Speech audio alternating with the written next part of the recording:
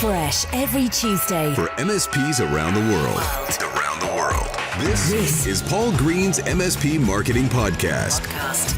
Greetings, my friend, and welcome back to the world's most popular podcast on MSP marketing. My name is Paul Green, and this is what we've got coming up this week.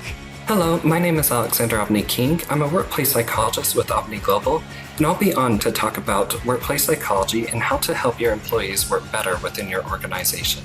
And on top of that interview with Alexander, we're also going to be talking about LinkedIn newsletters. Do you use these? They're an incredibly powerful and popular way to reach prospects in your local area.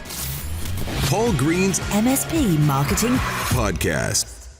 I'm going to try a little experiment in this week's podcast. I'm going to reach out through the airwaves. You're not on radio anymore, Paul. This is through a device. So I'm going to reach out through your device using the power of magnetism and electronics. And I'm going to try and change the way you think about marketing your MSP. You see, I no longer want you to think of it as a cost. I want you to think of it as an investment. And I'm going to reframe it for you with three very simple questions. So as you're listening along or watching this on YouTube, please answer these three questions in your mind. Question number one is this: what's a new client worth to your MSP in the first transaction? So that first transaction might be a lovely big juicy project. It could be $10,000 or pounds worth of change in hardware and software and migration and all of that stuff. So how much is a new client worth to you in the first transaction? That's the first thing I want you to think about. Now, my second question is a more interesting question because it's this: what is that new client going to be worth to you over their lifetime spent with your business? So we can calculate the answer to this one, and what we're going to do is calculate something called lifetime value. And you may see this written about in books and online as LTV, lifetime value. So you've got a very easy sum for lifetime value.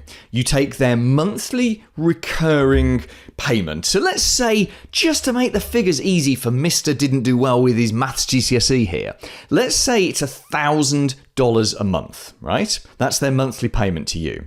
And it's recurring, so the first thing we're going to do is going to multiply that by 12.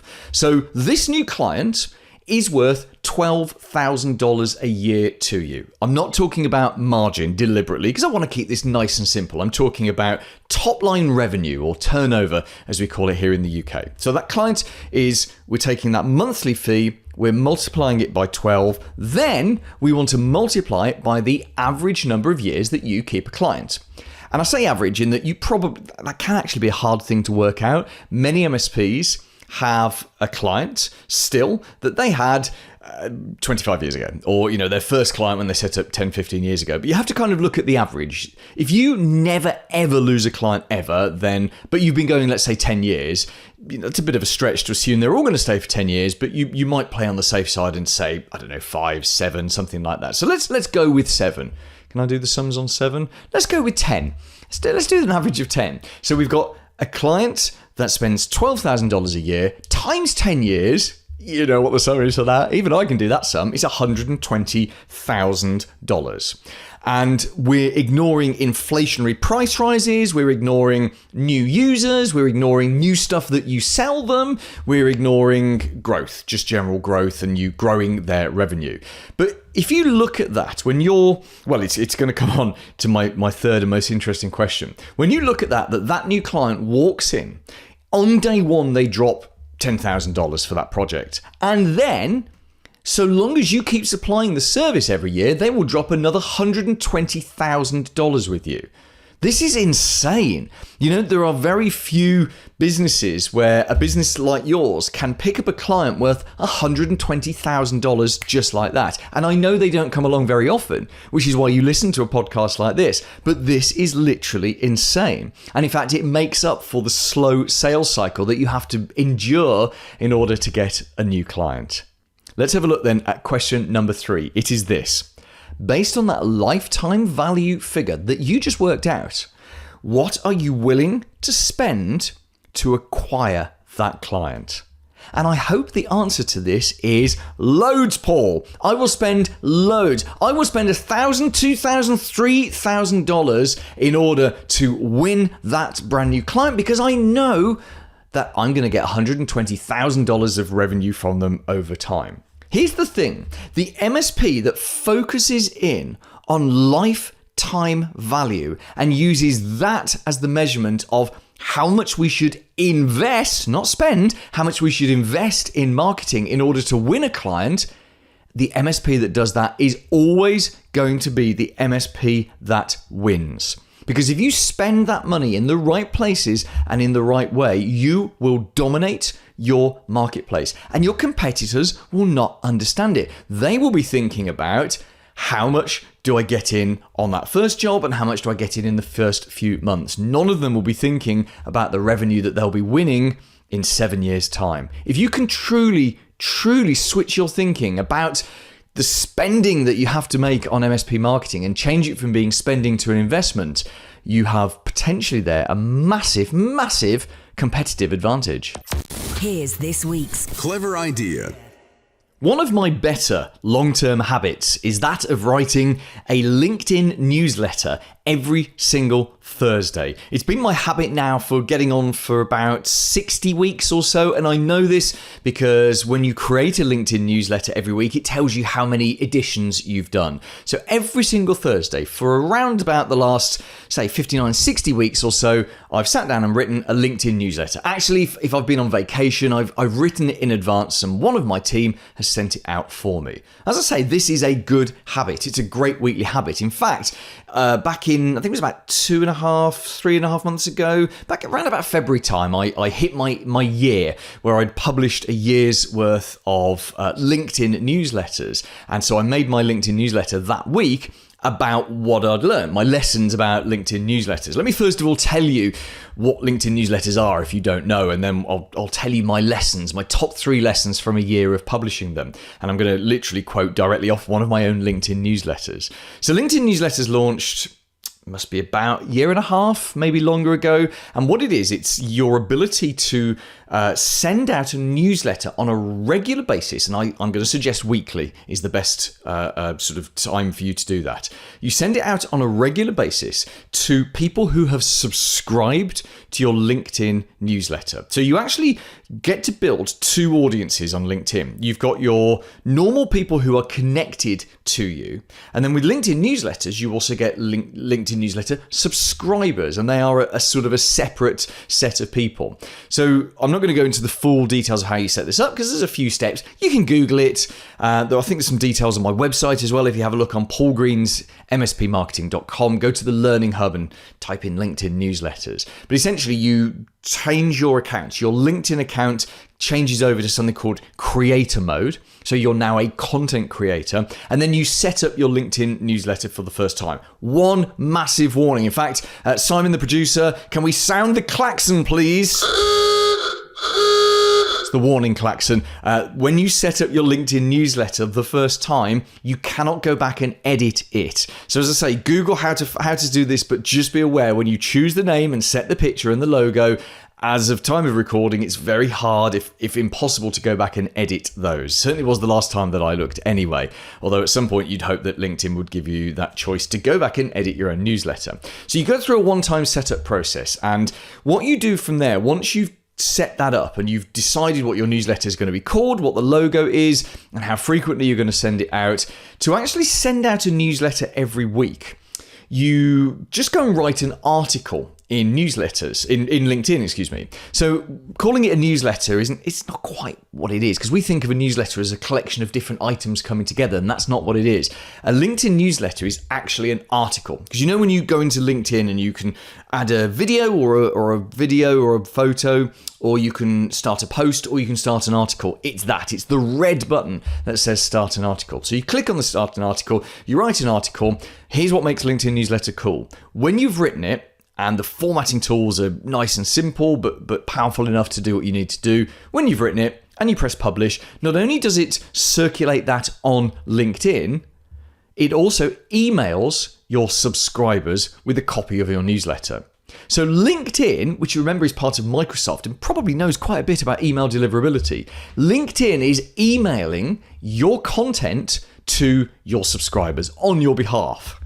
That's great. That's exactly what we want. Now, the reason that LinkedIn is motivated to do this is they want to reward you for creating content because your content is going to get people back onto their platform. And once they've got people's eyes on their platform, they can make money through the sales of advertising. So it's a virtuous circle. It's like most social media networks. They've well, you've heard the saying, haven't you? They've turned us into the product. And this is no different. But the advantage that we get for this, or you certainly have as an MSP, is that you are getting your content emailed to people, and LinkedIn's emails are much more likely to get through than your emails because of deliverability. And there's just nothing but advantages with it. So that's the brief version of how you create a LinkedIn newsletter.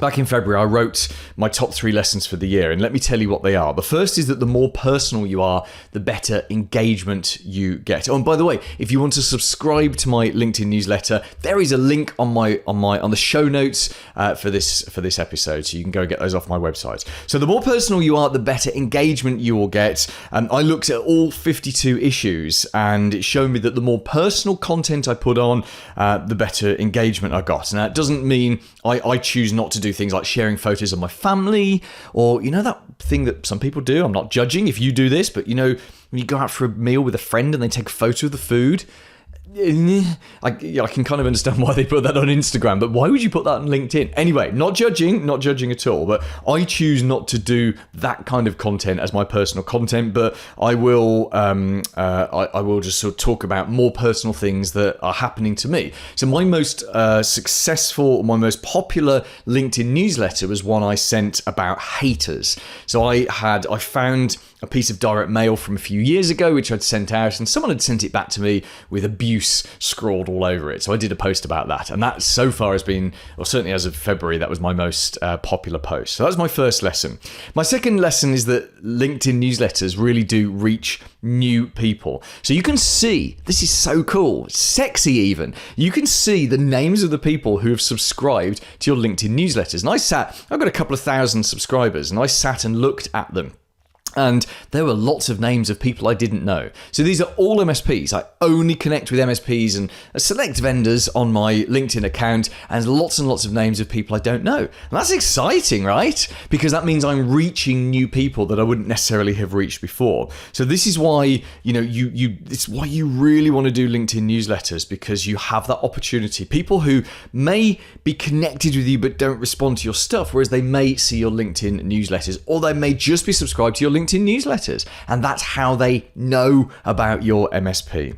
And then the final point, my final lesson, was that consistency matters and you have to plan around it. So when I started my newsletter, so it would have been February 2022, I made a mental commitment to a year. I do this with any project. When we started this podcast 3.5 years ago, I made a year's mental commitment to it. And by the time the year was up, it had such momentum and such good audience and such good feedback that we just carry on, and we will keep doing this for years and years to come. And it's the same with LinkedIn newsletters. After that year, you couldn't stop me from doing it. In fact, I was surprised it was a year, because it had just become a rhythmic thing for me every single Thursday to publish that. Often I write it on a Thursday, sometimes ahead, but the point is it's planned in. I have a series of recurring weekly tasks which I personally have to do. I'm the content creator in the business. I create our own marketing content, so that's a job for me on Thursdays. And so far, as I say, 60 weeks in, I haven't screwed it up yet. If you're going to do this and do a LinkedIn newsletter, either go and find a great source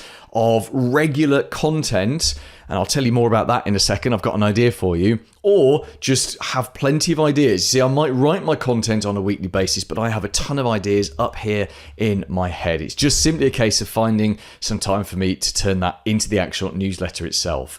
This kind of marketing has to be systematic. It has to be a system. And if you don't want to do it yourself, you find someone else to do it for you, so that you make sure it happens every single week without fail. Paul's blatant plug. So here's that idea I had about making LinkedIn newsletter content easy.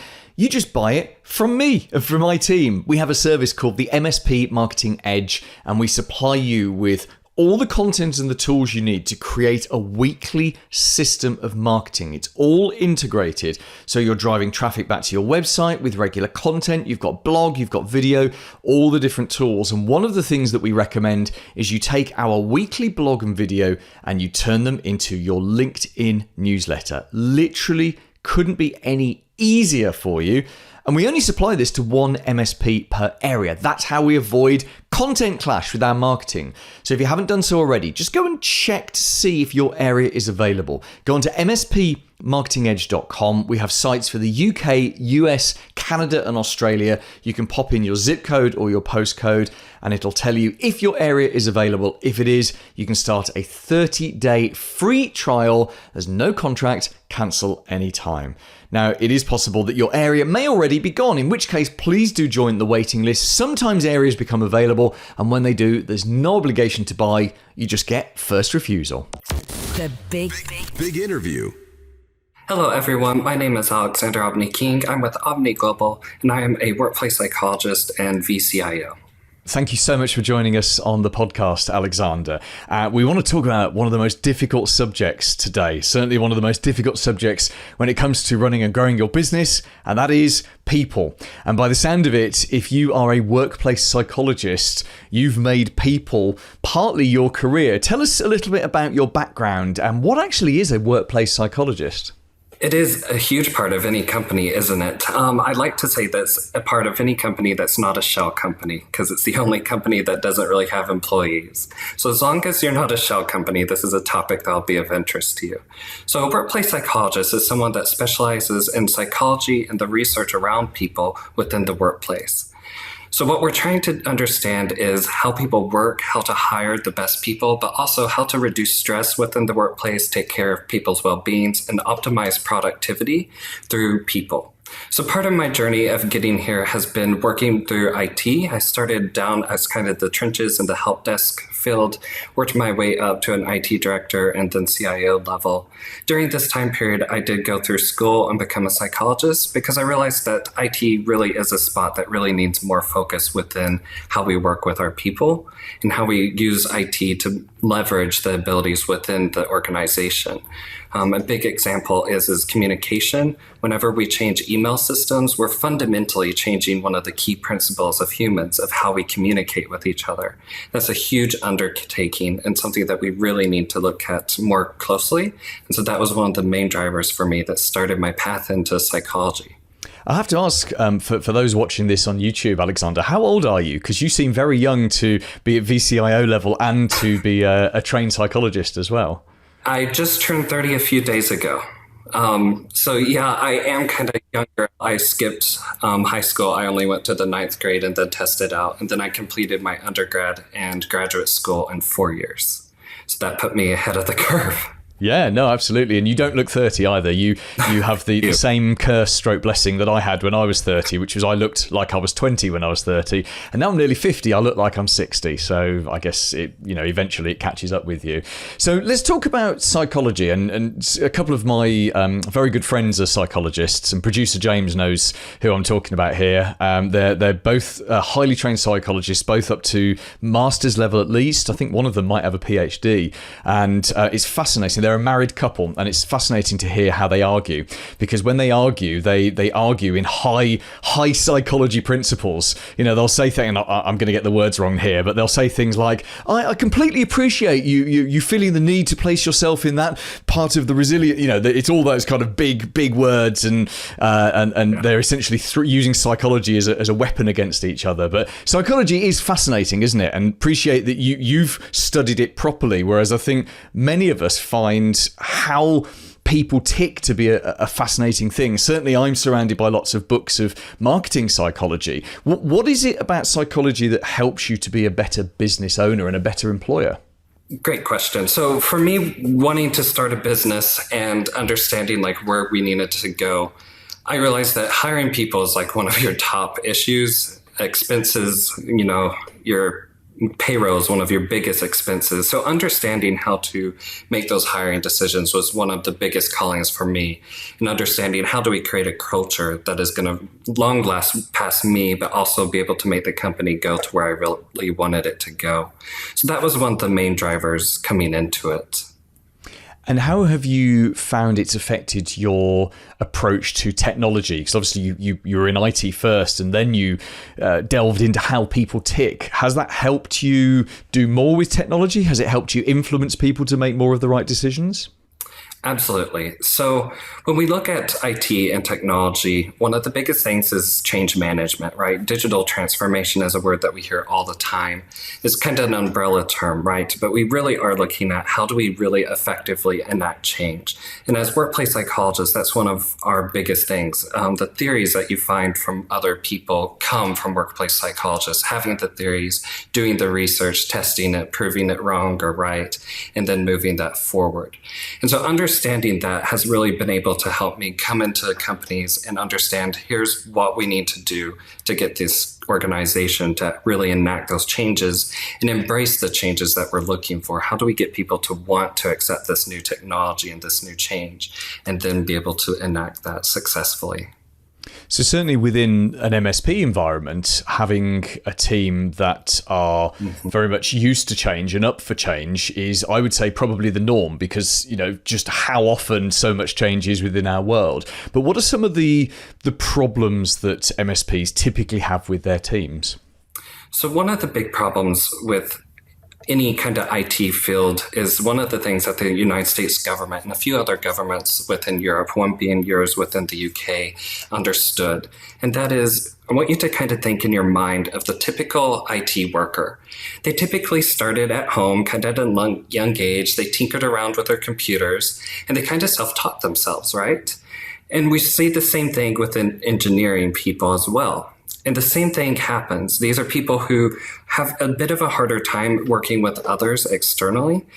What makes them so great at being able to solve the complex problems also can hinder them within working with the other people side. On your website, we see book recommendations. You have 2 books that talk about introverts, but actually no books that talk about extroverts. It kind of falls into that stereotype that we see of kind of the nerd, right? And so how we approach that is really looking at how do we make it where people can upskill themselves to work better with other people, even though it might not be something that's innate in their personality at first.